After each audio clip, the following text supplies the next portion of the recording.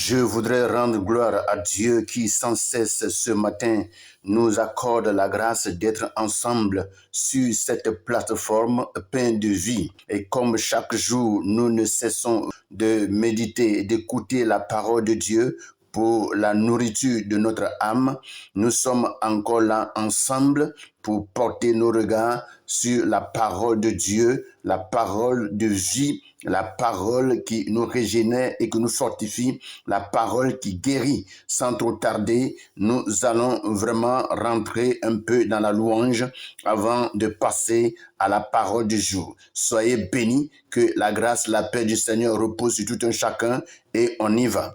Il n'y a personne qui soit comme Jésus. Il n'y a personne qui soit comme Jésus. Il n'y a personne qui soit comme Jésus. Il n'y a vraiment personne comme lui. Il n'y a personne. Il n'y a personne qui soit comme Jésus. Dans les cieux, sur la terre. Il n'y a personne qui soit comme Jésus. Alléluia. Il n'y a personne qui soit comme Jésus. Il n'y a vraiment personne comme Oh oui, il n'y a personne. Il n'y a personne qui soit comme Jésus. Dans les cieux, sur la terre. Il n'y a personne qui soit comme Jésus. Alléluia. Il n'y a personne qui soit comme Jésus. Il n'y a vraiment personne comme Oh oui, je l'entends marcher. Marcher, Personne, personne. J'ai tourné en rond. Personne. Alléluia.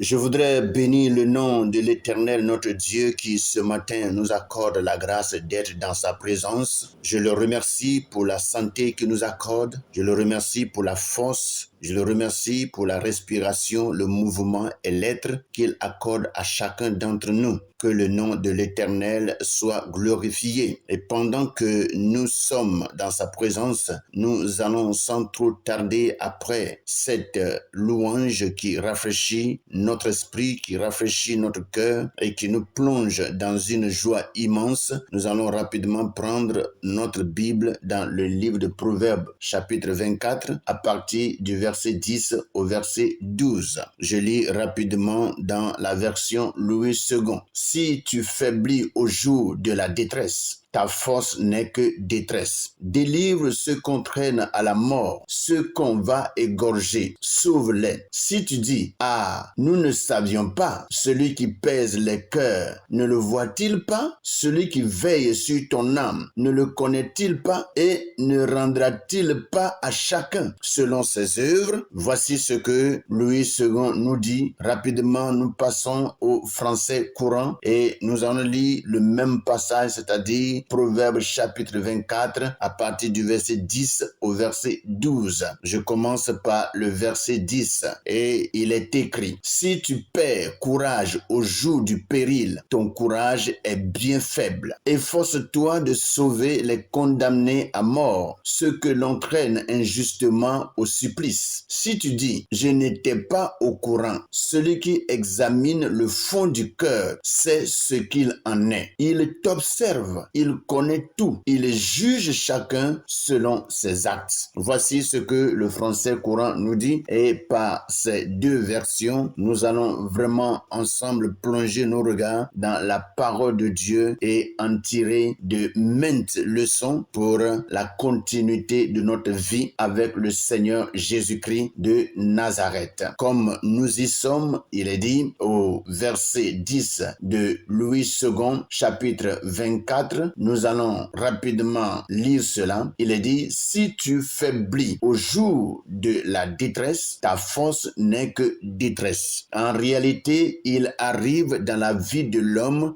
des moments difficiles, des moments de malheur, des moments d'attaque, des moments de faiblesse, des moments de découragement. Mais en réalité, nous ne devons pas faiblir pendant ces moments de découragement. Vous voyez, pendant que que nous sommes en difficulté des fois, c'est le moment pour nous de saisir la parole de Dieu, de saisir l'occasion et de se mettre à genoux et prier plus. Et c'est là qu'il faut vraiment invoquer le Seigneur. C'est là qu'il faut l'appeler au secours. Mais s'il advienne que, étant dans cette difficulté, que nous faiblissons, nous nous décourageons et que nous nous plaignons, on dit, mais Seigneur, qu'est-ce que c'est que ça? Est-ce que c'est ça qui est ta vie? Et c'est comme ça que nous pouvons vivre avec toi heureux ou soit dans la joie. C'est ce que vraiment on appelle la joie dans ta présence, la joie en toi. Papa, je ne comprends pas quelque chose.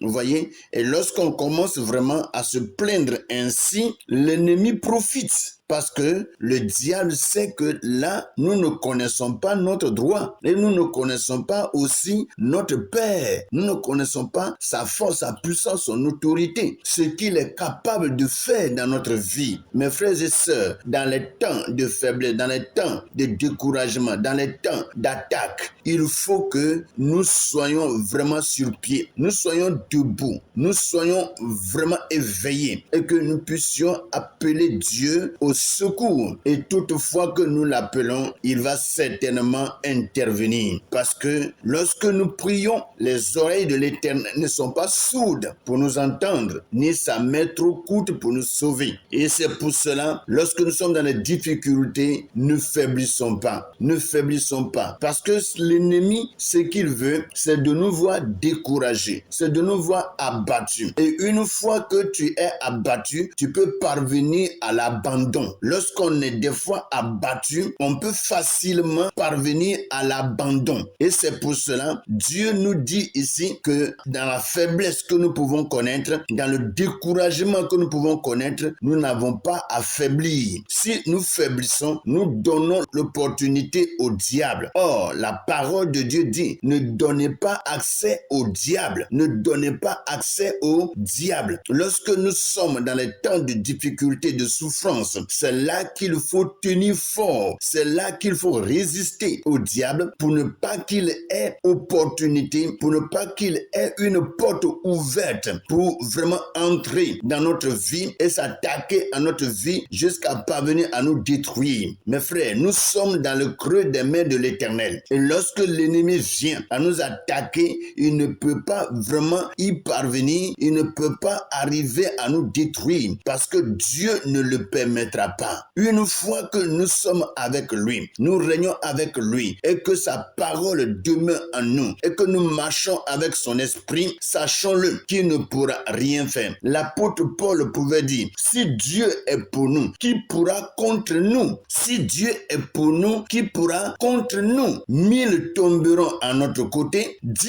000 à notre droite, nous ne serons pas atteints, mais de nos yeux, nous verrons la rétribution du méchant. Et le méchant, nous le savons, c'est le diable. Et c'est pour cela, mes frères, mes sœurs, ne faiblissons pas dans les détresses, ne faiblissons pas dans les attaques. On peut toutefois être attaqué, mais nous ne serons pas vaincus parce que nous avons un Dieu qui a remporté la victoire sur la croix de Golgotha depuis plus de 2000 ans. Mes frères et sœurs, nous avons Jésus qui a remporté la victoire pour nous, il a combattu pour nous et la victoire est déjà acquise. Et c'est pour cela, toutefois qu'il y a des situations qui adviennent dans notre vie, ayons le nom du Seigneur dans notre bouche. Ayons le nom de Jésus, ce nom qui est au-dessus de tout nom. Et lorsque nous le déclarons, certainement quelque chose va se passer et la délivrance sera prompte et totale. Comme la parole de Dieu nous le dit, il dit, si tu faiblis au jour de la détresse, ta force n'est que détresse. Ta force n'est que détresse. Vous voyez, la force que nous avons en Jésus, il n'y a pas vraiment un esprit qui peut se comparer à cette force, ou soit se mesurer à cette force. Jésus est vraiment tout puissant. Jésus est notre sauveur. Il est notre Seigneur. Il est Dieu et il est capable de tout. Et c'est pour cela, ne faiblissons pas. Car il est dit dans la parole de Dieu que le malheur atteint souvent le juste, mais l'Éternel l'en délivre toujours. Toutefois que le malheur peut nous frapper, sachant que le Seigneur est au rendez-vous pour nous en délivrer. Toutes ces choses font partie de la vie, mais dans ça, nous avons un sauveur. Nous avons quelqu'un qui est au-dessus de nous et qui peut nous libérer des mains de l'ennemi lorsque nous connaissons des attaques. Mes frères et sœurs, remettons-nous entre les mains du Seigneur et laissons Dieu se manifester puissamment dans notre vie pour que sa gloire continue de luire en nous dans le nom puissant de Jésus. Il est dit, délivre ceux qu'on traîne à la mort, ceux qu'on va égorger, sauve-les. En tant que chrétiens, des appelés, des choisis de Dieu, nous avons une mission. Nous avons une mission dans ce monde. La parole que nous sommes en train de lire ne s'adresse pas aux non-chrétiens. C'est une parole qui s'adresse aux chrétiens. Vous voyez, il est dit, délivre ceux qu'on traîne à la mort, ceux qu'on va égorger, sauve-les. Nous voyons vraiment dans ce monde des gens qu'on mène à la mort, des gens qui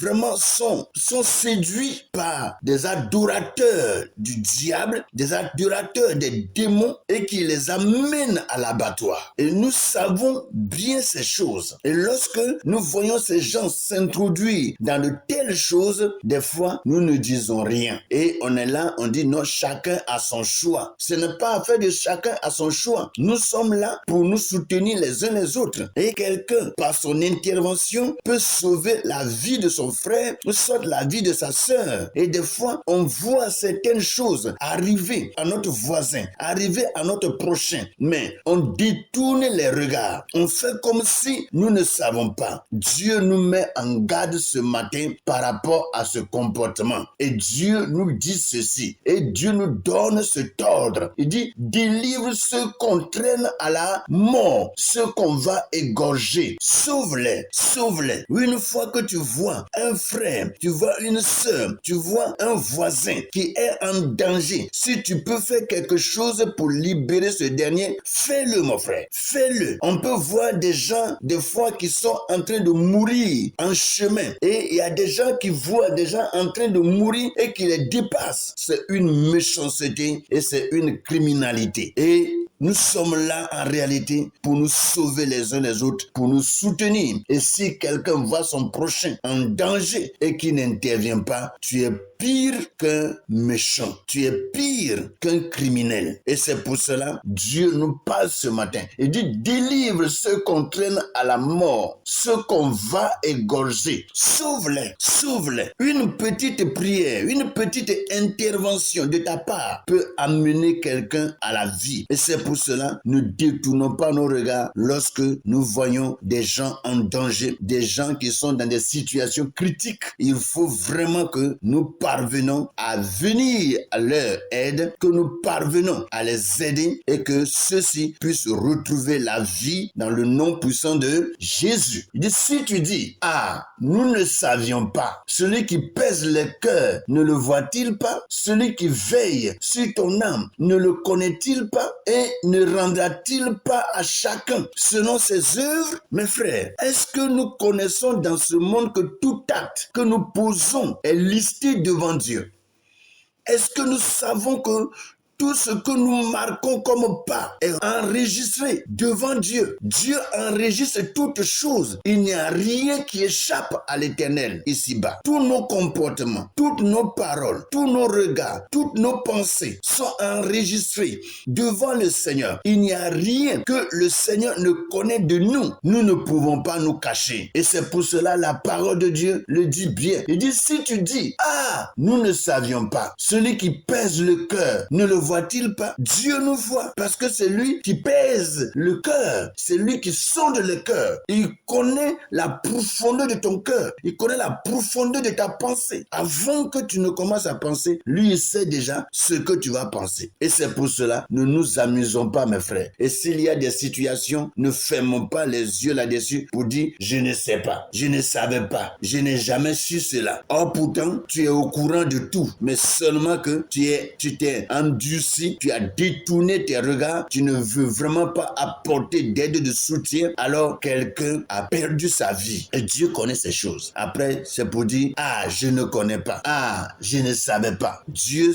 connaît toutes ces choses et le Seigneur connaît l'acte de tout un chacun. Mes frères et sœurs, craignons l'Éternel, craignons Dieu et sachons que tout ce que nous faisons est devant l'Éternel et Dieu jugera chacun selon ses actes. Que le Seigneur nous bénisse et que cette parole nous fasse du bien et que chacun parvienne à une repentance sincère et revienne à l'Éternel pour que l'Éternel Dieu le soutienne, le fortifie et le comble de ses bénédictions d'en haut. Soyez bénis ce matin, que la grâce, la paix et que les bontés de l'Éternel soient notre partage au nom puissant de Jésus. Amen.